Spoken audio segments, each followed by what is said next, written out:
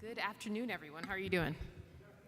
Excellent, excellent. So my name is Danielle Douglas Gabriel. I'm a reporter with The Washington Post. I cover the economics of higher education, which is why this kind of stuff really fascinates me.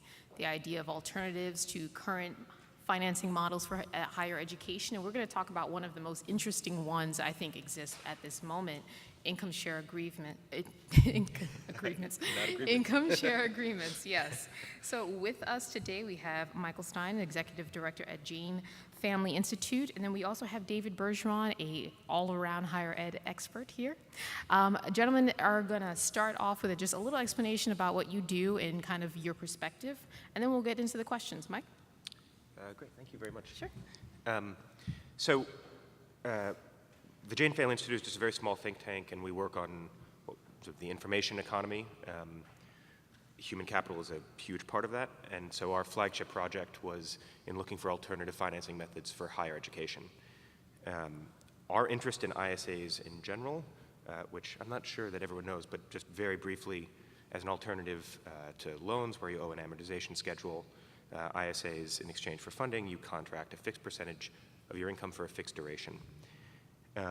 Our interest really is, we look at sort of the entire student debt market sort of arrayed socioeconomically, and we see solutions emerging for the top 5, 10%. This is SoFi and refinance methods that are really helping students deal with loans.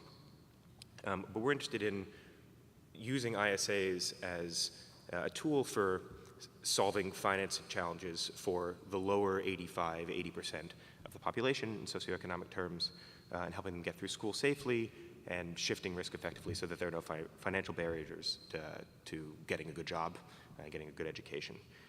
That's our perspective. What we've done so far is that we advised Purdue University on the first sort of at-scale pilot in the US for income share agreements, and I presume we'll be talking about that a fair amount today. I would say that income share agreements in the abstract could be instantiated in an infinite number of ways. And what's exciting about the Purdue pilot is that it gives some meat and substance and material to this concept. And it's easy to speculate about how things could develop, but our attitude about this program in particular is that it's extraordinarily useful because it gives sort of specific constraints that may work or not work, and has specific advantages that may or may not be there. So anyway, we see this as a really sort of ideal test case to see where ISAs are most useful. David? So good afternoon.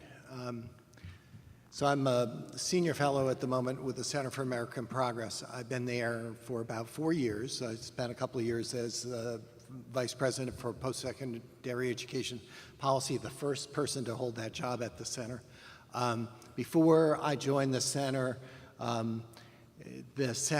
viewed higher education exclusively as an economic matter, and higher education policy was done by the center's economics team. And Neera Tanden, who has become a great friend while I was there, really wanted us to think more broadly about the power of higher education and dealing with issues of inequality in the United States. And so I joined them after, and I always say this kind of humorously, a few years at the U.S. Department of Education, something like 35. And a lot of the time that I spent at the department, I was involved with student financing issues, Pell Grants as a grant-making approach, but also spent a lot of time dealing with federal student loan policy issues and oversaw. I lost count of how many negotiated rulemaking processes. Forgot how many times I had dealt with legislative changes, either through reauthorization of the Higher Education Act or through budget policy changes. And so it was a long career. Now I'm mostly retired and spend my time just down the road in Rhode Island, enjoying the ability to sit back and think about issues affecting higher education more broadly, and to deal with some application of that specifically at the University of Rhode Island, where I went to school and where I seem to be spending increasing amounts of my time. Flashing on the screen is a kind of an overall conceptual definition of what an income share agreement is, and then talking about some very specific examples, including the Purdue example. Income share agreements are agreements that where somebody gives up a share of their income to a funder in exchange for the resources necessary to pursue and complete higher education. Purdue, I think, is an exciting model because it's a test of an approach in a very controlled environment at a particular institution. So it's really interesting, and I think it will be helpful in informing the higher education policy conversations as we begin to see results of that approach. And I will note that that'll take a little while. Yep. In the meantime, I think it's instructive for us to remember that just like sometimes we talk about competency-based education, something that's new, it's not. It's been around a long time. And income share agreements have been as well. There was an experiment with income share agreements at Yale. It failed. The department ran an income contingent loan program in the 1990s. It failed. It failed dramatically. We provided funds under the Perkins Loan Program to a subset of institutions to do income contingent loans. And we learned a really critical lesson, which is to do income-driven repayment, which is critical to income share agreements, is you need information about income that you can rely on, which is actually not as easy as it sounds. So there was that experiment. I would say that a lot of the efforts by the department around different income-based repayment options is a way to kind of begin to think about that issue as well. And so I think all of these things have been important points of evolution in the system of higher education finance. I'm going to probably say throughout the next hour some really critical things about income share agreements, because some of the ideas that have been floated are candidly really bad, and so we can move on, and just with that little bit of warning that I might say some things that may offend some people. Okay. Well, let's start with the model that perhaps has the most promise right now, the Purdue University model. Can you give us the contours, Mike, of what exactly that model does and how it works? Sure. So this is the program currently administered by Purdue University. The basic parameters are very simple. So students are contracting between roughly 3% and 5% of their income for between 7 and 9 years in exchange for every $10,000 of funding that they take out.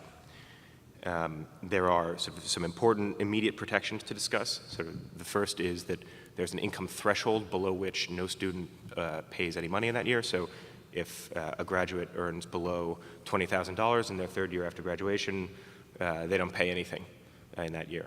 The other extremely important protection, which cuts against sort of the traditional public perception of ISAs, is that there's a 2.5x nominal cap on what possible repayment is for graduates. So if I give you $10,000 of funding to go to Purdue, no matter what, once you've paid back $25,000, your obligation ceases, whether that's in year 1 or year 7 or year 9.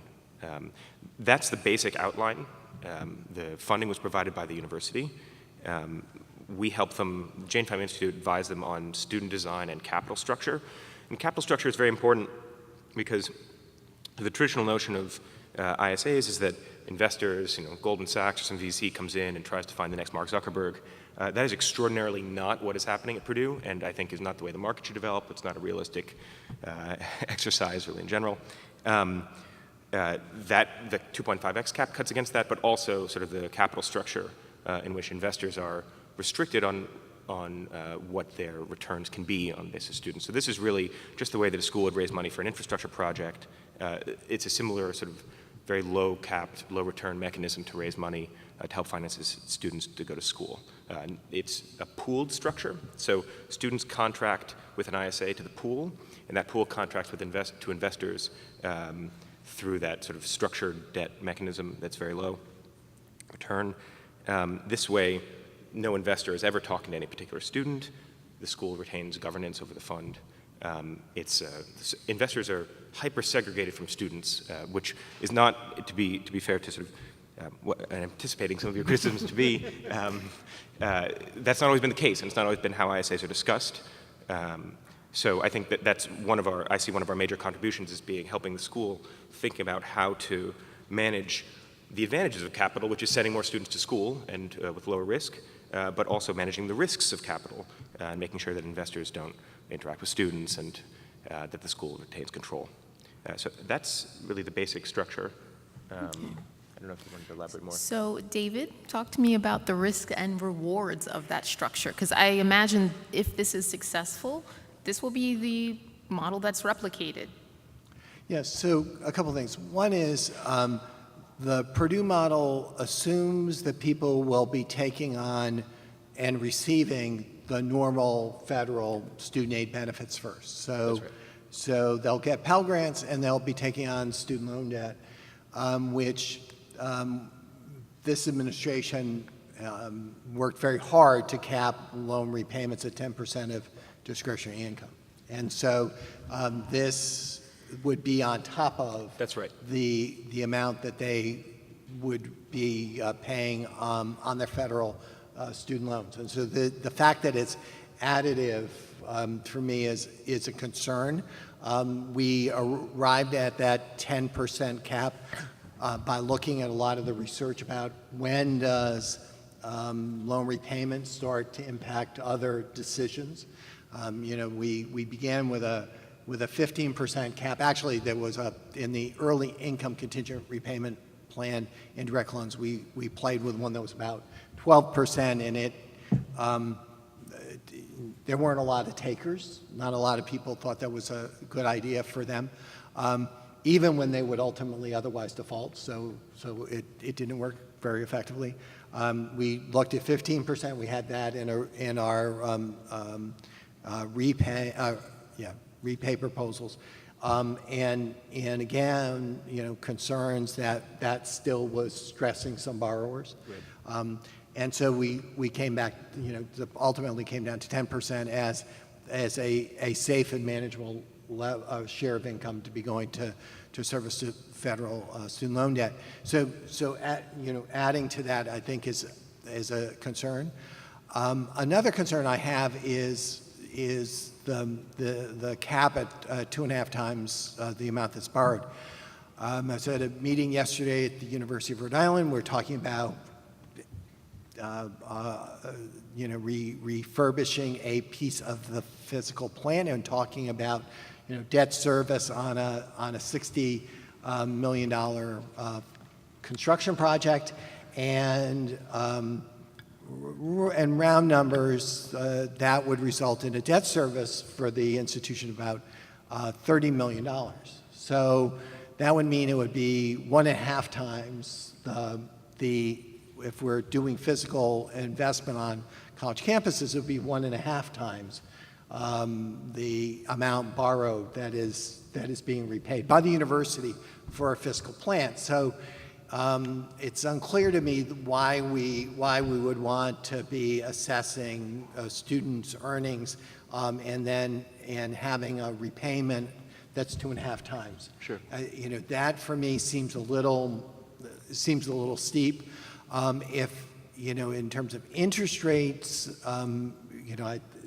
if it was taken out to the full term, it'd probably be in the 7% range. But if the borrower, a grandparent died, they left them a sum of money, it seems a little steep to have them have to pay 2.5 times in order to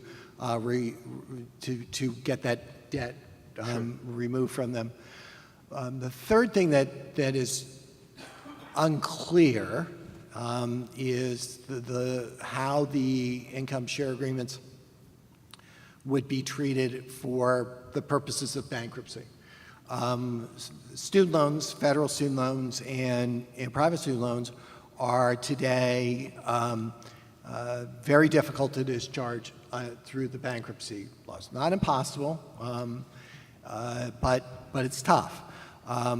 ISAs, because they are not student loans, seem to me to be more dischargeable in bankruptcy, and because of that,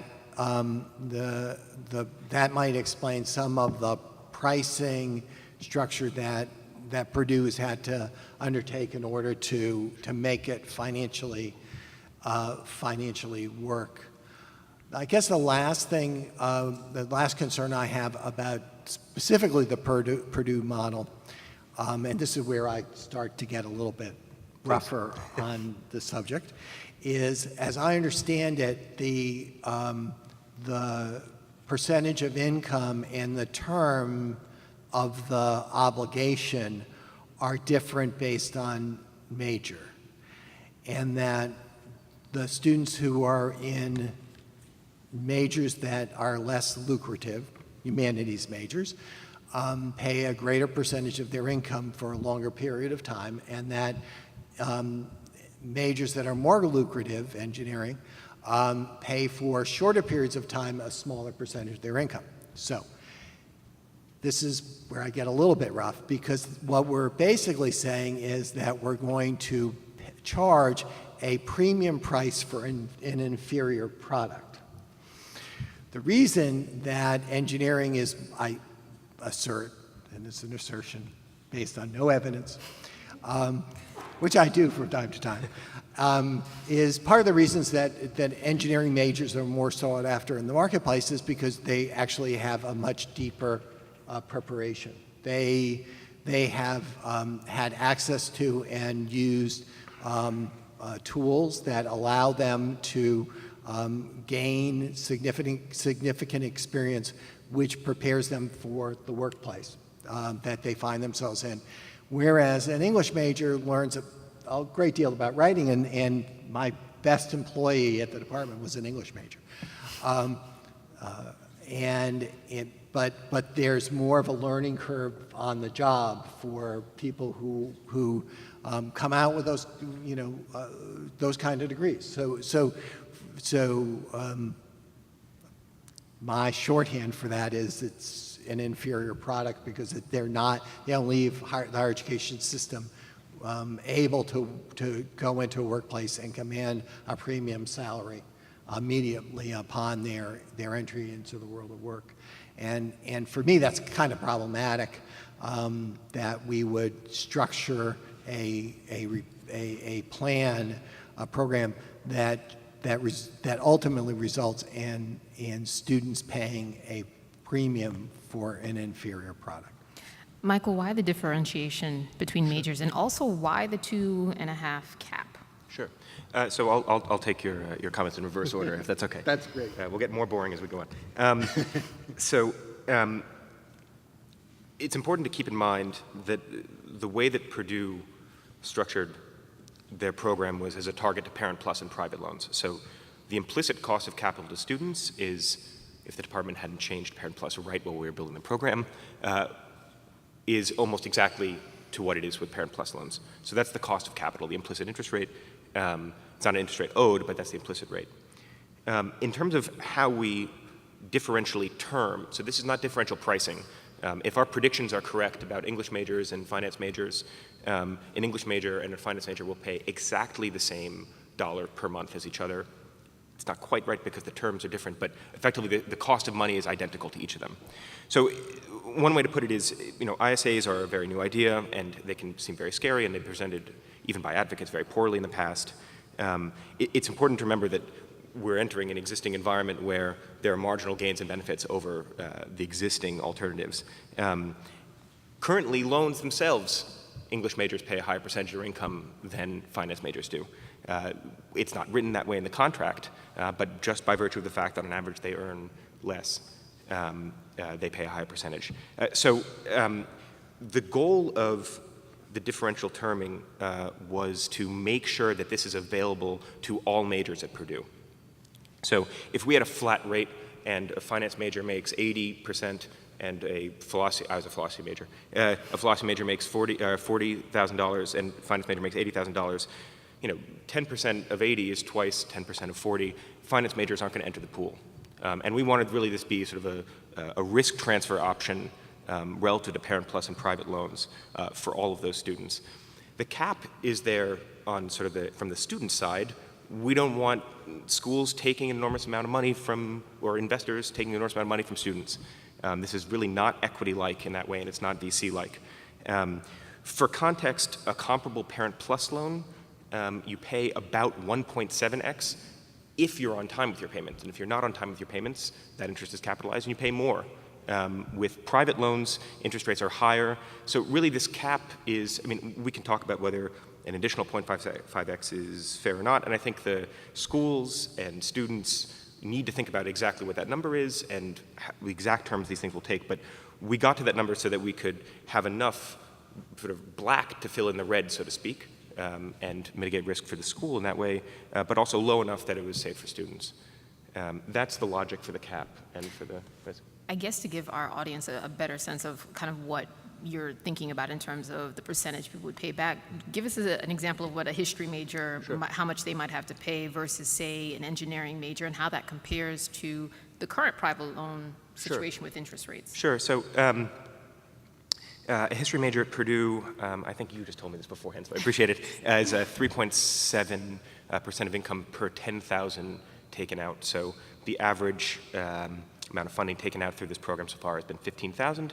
So they'll roughly pay a little more than 5% of their income for about 8 years. For the sort of the top tier bucket in terms of earning is P5 pharmacy majors. Because it's effectively a professional degree, they immediately become pharmacists. They earn substantially more. It's only about 2.8% of their income. So really the differential swing is between a little bit less than 3 and a little bit more than 5 for English majors and veterinary majors. So the swing is really not that wide. And as I said, with private loans, the English majors are still paying a much higher percentage of their income precisely because they're earning less, but they don't have the risk protections that are afforded by an ISA. So that's roughly the pricing logic that we went through in building the program. We do have time for questions a little later, but I will remember you. One of the things that I've heard a lot of consumer advocates bring up is protections. One of the great things about federal student loans is that they come with a myriad of consumer protections. What sort of protections are built in? What if the agreement sours? What recourse would a student have in that case? So this is something that we were very, very focused on, and I think part of the reason Purdue brought JFI in was specifically to address these questions. So we built in, because this is a pilot program, this will not apply to all ISAs, there is specific recourse to the university that students can take if there's a problem, if they find that there's a problem with the program. So that's sort of the local pilot, which really isn't sort of an interest at a larger scale. More broadly, there isn't regulation on these. Purdue's position is that these are not loans. That's our position as well. There's no principal balance. There's no interest. There's no real way to credit report them. So the other half of JFI's work is doing some policy research on what the best consumer protections are for this and where what regulatory body should oversee it, et cetera. So, just to be frank, it's a new idea, and there aren't enough protections yet, and that's why half our work is in researching what they should be and trying to advocate for them. David, what kind of consumer protections do you think should exist as we are starting to move towards looking at that aspect of this model? So, to the extent that we're developing a new kind of financing model that takes us beyond where we are with the current federal student loan system, we need to make sure that there are safeguards that deal with the interaction between those two systems. Because as I was saying, if we find that 15% of income or 18% of income gets to be damaging to students and families, that would be a concern for all of us. Also, in the federal system, we have built a significant number of safeguards, some of which are taken care of by the income base of the repayment in the Purdue model, but really aren't necessarily applicable to all the models of ISAs. For example, part of the reason that interest rates are where they are in the federal programs is there's insurance baked into them for, again, some death and disability. There's, if you think about it conceptually, forbearances and deferments are paid for through a kind of insurance that is part of the federal programs. But also, there have been developed significant benefits like teacher loan forgiveness, other kinds of public service loan forgiveness, where the borrower is paying their loan through service rather than through money. And to some extent, the Purdue model doesn't really address that. We could certainly think about ways where that could be done. Purdue's a public institution within the state of Indiana, so Indiana could, for example, decide that they need more teachers and they could provide teacher loan forgiveness. They need more nurses. They could do something similar by paying on behalf of the borrower. But those aren't baked into, they're not baked into the system. And finally, remember I said the big problem, a big concern I've had since the 1990s about anything that is an income-based repayment is information about income. Mm-hmm. I don't know where Purdue intends to get their income information. I presume they intend to get it through the state income tax system. But one of the things that when I worked in the government, worked for the department, we were very sensitive to was, making sure that we obtained income information in a manner that protected the student's privacy. And so we were very careful to make sure that the borrower was the one who was authorizing the disclosure in a very narrow way of their tax return information for the purposes of setting their repayment amount. And even that makes me nervous. I feel today the department's made some significant progress with their online application for income-based repayment options. But that's the area where I really have a privacy concern on behalf of consumers, particularly when it's an institution where whether it's Purdue or the University of Rhode Island, which I said I spent a lot of time over there, I worry a bit about the alumni affairs office getting information about a graduate's income so they can in addition to try to collect the money owed under the income share agreement, also use that as an opportunity to solicit more alumni support. And I'm an alum and I support my institution, but I'd rather they not know how much money I have available to me in that context for obvious reasons. They'll want more of it. I think one of the interesting things you raised is knowing the income levels throughout. One of the major criticism of income-based plans right now is that once you're in it, you have to resubmit that information every year, and as a result, a lot of people fall out of the system and end up trapped in this weird limbo. How is Purdue addressing that? Talk to me a little bit about how to ensure there's a seamless transition. Sure. So Purdue works with a company called Vimo Education that is an ISA structure and servicer. And they've worked quite hard to make that process as seamless as possible. I think sort of existing information technology, being able to do this all online has made it much easier. The way that it works is students submit any number of verifiers, really their choice. So they can submit a pay stub, they can submit a check, they can submit whatever indication of income they would like. And at the end of the year, they fill out a form called a 4506T, which is it gives the servicer permission to look at part of their tax return. I think it's line 1 on the 1040 Easy. I'm impressed you know that. I was preparing. And that's just earned income. That's not AGI. And they expect to check some small percentage if there are any other red flags. So the income verification process, I mean, I was surprised to learn this because this was not our sort of bailiwick. But it's pretty, it's a much more fluid servicing process than you would expect. And the students really have a lot of say over what kind of information they submit. I mean, what VMO in its research found was really that students, when you give them the option of how do we pay, and especially if you don't give them government forms, it's much easier for them. They snap a picture of the check and they send it on through email. Right, and then the rest is just checks on high-risk cases. David, you mentioned a couple of early iterations of ISAs. Talk to us a little bit about the Yale model as well as Ed's model and what went wrong there, and perhaps how the problems in those models could inform future models of ISAs.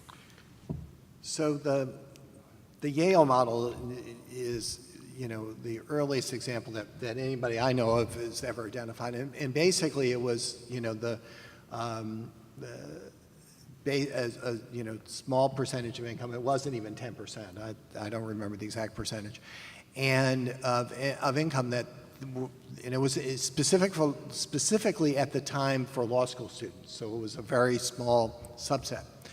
And it was, in addition to, again, to any federal borrowing that the student had access to. And at the time that would have been fairly limited because I think it was Perkins loans or National Defense Education loans were the only ones available at the time. So, $20,000, but that was a lot of money back in the 50s, 60s kind of timelines, which is when this happened. So but what they couldn't do, I'm curious, Mike, how this all plays out in the next few years. I suspect they used a similar approach, although it was paper-driven, looked at, checks and pay stubs to determine what people earned because they didn't have access to income tax information. Now, the ability to check on using the tax transcript, which is essentially what your servicer is going to be pulling, is helpful, but if they're only doing it to spot check, they're going to have a problem because remember, what I said, Yale was principally or almost exclusively for people in law school. Lawyers get paid differently than lots of people. They get a partner share, and it's not paid like every 2 weeks or every week. It's paid quarterly or annually, and so there isn't an ability to really look at the income that one has in a particular short period and know what the income will be for the year. And there was no tax transcript. We had similar issues with the income contingent repayment program. It did have this 10% of discretionary income kind of concept that exists today in the federal repayment plans. But it tried to rely on paper submissions to the institution of income information. And if they didn't submit it, they defaulted to a standard repayment plan. And so most every loan that was collected under the income contingent, the ICL program, it was called at the time, was repaid under a standard plan. So everything just kind of defaulted to the standard.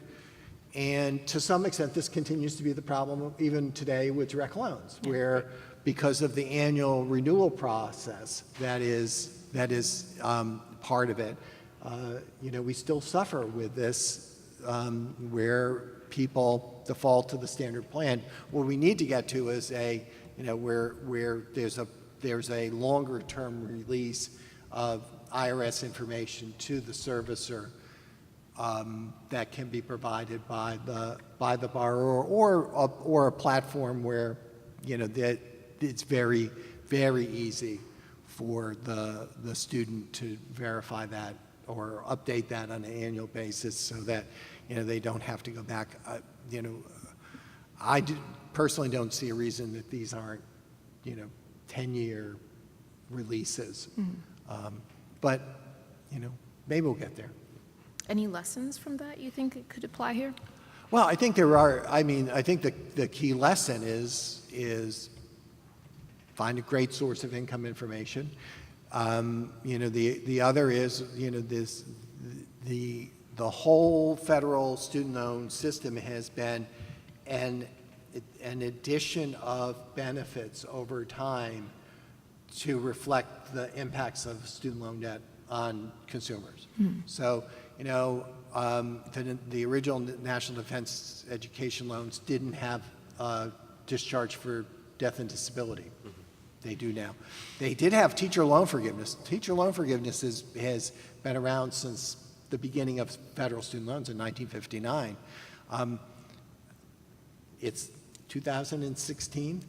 Does anyone know if teacher loan forgiveness has any impact on whether anyone teaches or not? Nope. Nobody knows. No one has ever successfully figured out how to evaluate such things. But those kind of benefits we perceive to be very important. And so, but they've been, except for the teacher loan forgiveness, they've been done incrementally over time. And so, reflecting particular problems. I think the interesting thing for me today is the level of anxiety around student loan debt that exists, given the fact that we have all these safeguards. Because all those safeguards are designed to prevent delinquency and default. And yet people still become delinquent and they still default, despite all of those things being there. And so I think after all of these years, after all of those efforts, that still seems to be our big problem. And you can define it away, and maybe that will happen with the Purdue experiment. But certainly, we continue to struggle with making sure that we have repayment options that are clear and which people utilize to prevent the bad consequences of the things that happen. And we're still trying to figure that out. So, Michael, what happens if someone who has signed an ISA agreement decides, I'm not going to pay the money back, I have lots of other priorities, and that's just not one? What is the recourse for Purdue? Sure. So there are in traditional loans, there's one kind of default, you stop paying. With an ISA, there are two kinds of default. The first is you owe 10% on your income, so you owe $3,000 in a year, and you don't pay it. The other is, which seems more likely, is an informational default, where you owe some record of your income and you're not giving it. So the way that Purdue, because sort of the position is this is incredibly flexible, we have sort of very attentive servicer, et cetera, the way that they've decided to do this is to assume a 10% increase after, I think it's 2 months of not giving information, assume a 10% increase of income that goes on for 6 months. And if in that time there's been no communication, and there are ways to sort of further it, et cetera, but in that time if there's been no communication, it reverts to the cap. So then the cap is owed as a loan, as a lump sum. So, and then they go after that through ordinary collections practices. How does that compare to what the federal government does right now in terms of collecting on defaulted debt? It's much more onerous. The federal government adds collection costs can add collection costs to debt. They generally have not been doing that in the direct loan program. So the collection costs are capped at 16% today. So it's not nearly as serious a consequence as declaring it completely in default. Right. I will say that the example, though, is much more analogous to what happens if you were in one of the loan repayment programs in countries like Australia or New Zealand. Australia and New Zealand both have robust income contingent loan programs that are collected through their income tax system. And so they have this little minor problem that when their citizens leave the country and go and work in the United States or Great Britain or somewhere else in the world, they leave their tax system and therefore leave their ability to collect under their income-based repayment plans. And this is actually their biggest problem with the program, because at least conceptually, people are required to make payments on the income while they're out of the country, but rarely, if ever, do they do that. Yep. And so in that circumstance, when the person comes back to the country, even for a visit, they can find themselves unable to leave the country again until they've paid off the amount that they owed, right? Which is analogous to what you're describing, where you would not, where if you go back and visit your family in Australia, you can't leave until you pay whatever the multiplier is. Yeah, fortunately, Purdue does not control border control, but yeah.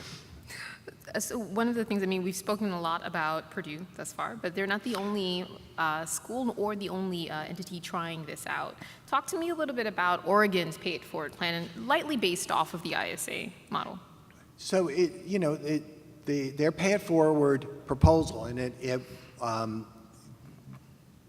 was called upon by the state legislature to study it, and then after they studied it for a little while, they decided not to do anything with it. So, but their original conception was they were not going to charge any tuition and fees for a student to attend a public college or a university in the state of Oregon, and that they would instead pay a percentage of their income when, over time, for 20 years, as they after they graduated.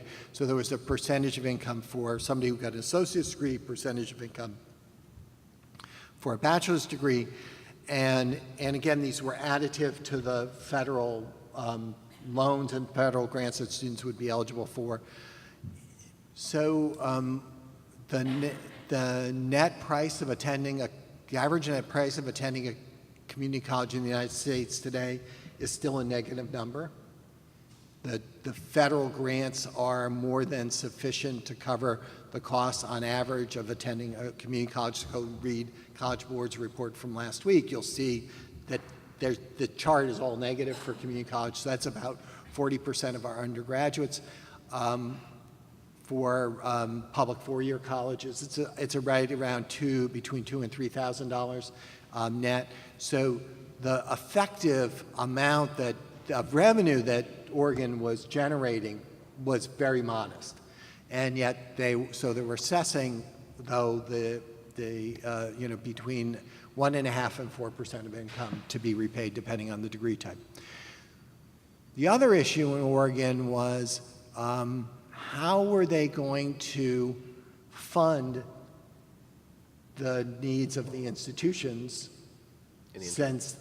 since they weren't getting the income in real time. So the theory was, theoretically, they said, well, we'll just fund it out of the capital resources, the total resources of the state from income taxes.